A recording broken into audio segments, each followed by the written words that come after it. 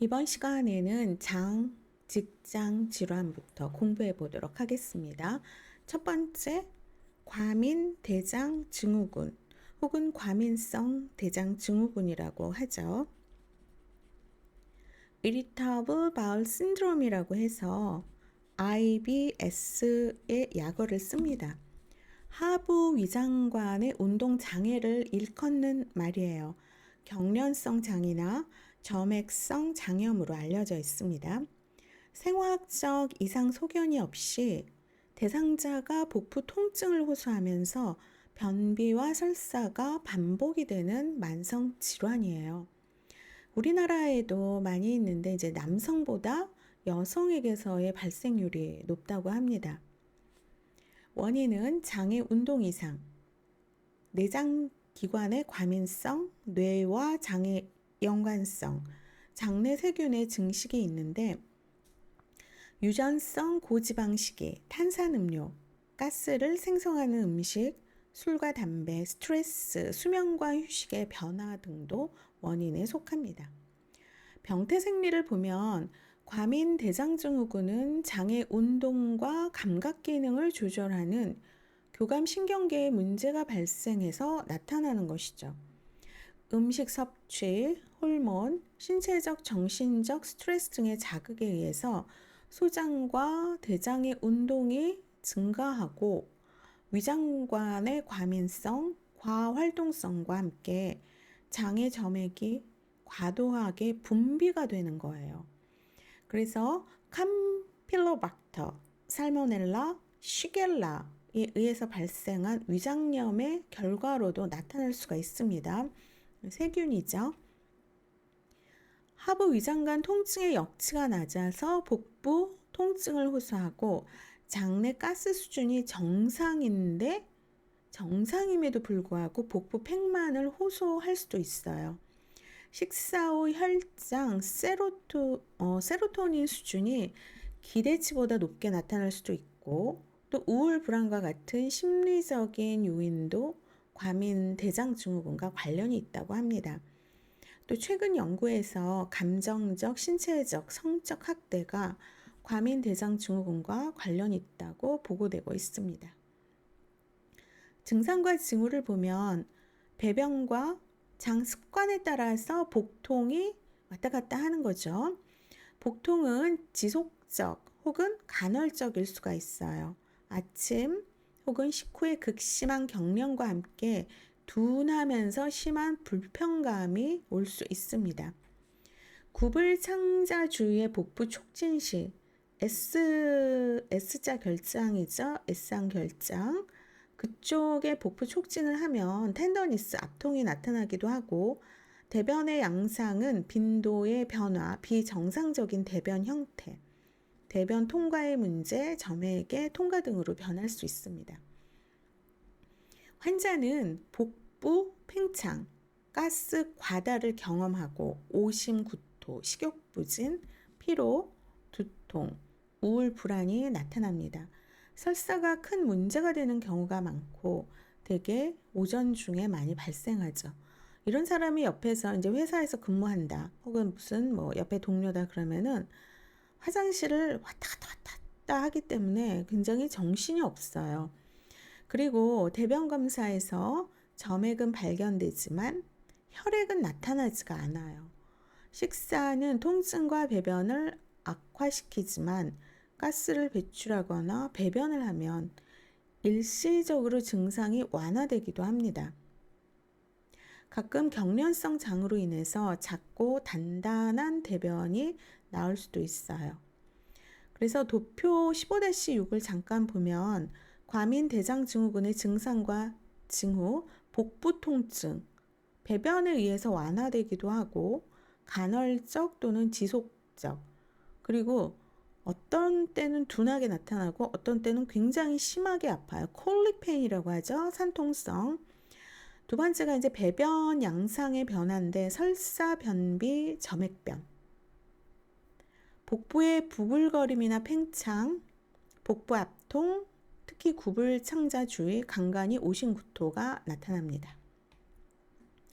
진단은 과민대장 증후군은 한 달에 3일 이상 복부 통증과 불편감이 있는지를 기본으로 해서 지난 3월간 배변에 의한 호전 여부, 좀 나아졌는지, 배변 빈도의 변화, 대변 형태의 변화 3개의 증상 중 최소 2개가 있는 경우에 진단을 합니다.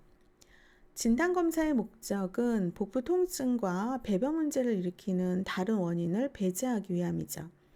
자멸과 기생충, 적혈구에 대한 대변 검사를 시행하고 과민 대장증후군이 의심되는 50세 이상의 환자는 암 또는 개실 질환을 감별하기 위해서 세심하게 검사합니다. 구불창자 내시경, 대장 내시경, 하부 위장관 조영술, 발용 관장으로 장 점액을 확인하고 내관 압력을 측정하며 의심 부위의 조직 검사를 시행합니다. 종양이나 출혈에 대한 빈혈 검사들을 진행하고 빈혈, 발열, 백혈구 수치의 증가는 과민 대장 증후군에서 나타나지 않습니다. 치료는 일단 증상을 완화해야 돼요. 촉발인자를 제거하거나 감소시키는 것을 목표로 하고 많은 환자들이 물론 투약도 하지만 인지행동치료나 심리치료를 위해서 심리치료를 통해서 효과를 얻는 경우도 많이 있습니다. 투약, 치료가 되지 않더라도 증상을 조절하기 위해서 약물을 적용을 하는데 메틸셀룰로스, 차전자, 쌀겨와 같은 부피 형성 완화제라고 해서 bulk forming laxative예요. 장의 경련을 감소시키고 장 운동의 횟수와 형태를 정상화시키는 작용을 하는 것. 염산 디사이클로민, 히오스시아민, 항콜린성 약물이에요. 위장관의 부교감 신경을 자극해서 장 운동을 경감을 시킵니다. 식사 전 30에서 60분에 투약을 하고 식후 복부 통증을 완화시키고 입마름, 흐린 시야, 배뇨지형과 같은 부작용이 나타나기 때문에 노인에게 사용할 때는 주의해야 합니다. 설사가 있는 환자에게는 로페라마이드나 디페녹실레이트를 투여해서 설사를 경감시킵니다. 중증 과민 대장 증후군의 경우 트리사이클릭스 4만개나 선택적 세로토닌 재흡수 억제제 SSRI 같은 경우에는 이제 프로작이 대표적인 향정신과 약물이죠. 항우울제예요. 그래서 이러한 항우울제의 사용이 복부 통증 경감에 도움을 줄 수가 있습니다. 4만개 약물은 항콜린성 효과 때문에 설사를 경감시키지만 설트랄린, 플로섹틴, 프로작이죠. 이러한 SSRI에 비해서 좀 부작용이 클 수가 있어요. 그래서 4만개보다는 요즘은 SSRI, 프로작을 많이 사용합니다. 알로세트론은 세로토닌 수용체 기량제인데 복부 통증을 경감시키고 설사를 줄여줍니다. 근데 이거는 굉장한 심한 변비를 일으키면서 허혈성 장염의 원인이 될 수가 있기 때문에 제한적으로 사용을 합니다.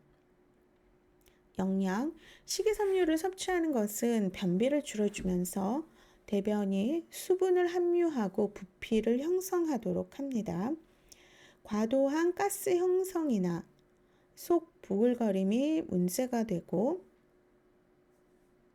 가스를 형성하는 식품, 콩, 사과, 포도주스, 견과류, 건포도.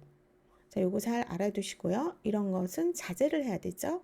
그 다음에 커피나 차 등의 카페인이 함유된 식품, 위장관을 자극하기 때문에 제한하는 것이 좋습니다. 자, 간호는 환자에게 휴식을 취하게 하며 점진적 이완요법, 바이오 피드백 요법, 규칙적인 운동과 같은 스트레스를 감소시키는 방법을 시행하도록 권하고 음식, 약물 및 규칙적인 운동으로 증상을 조절하도록 합니다.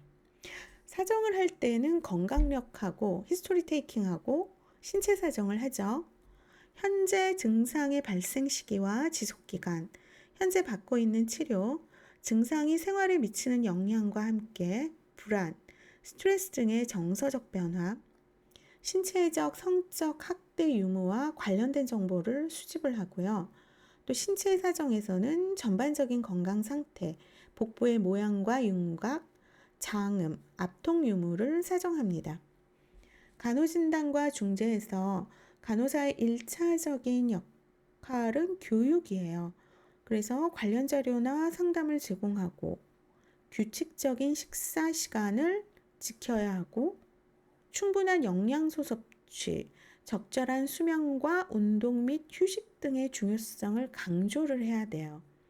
그러면서 규칙적인 장 습관을 세우도록 도와줍니다.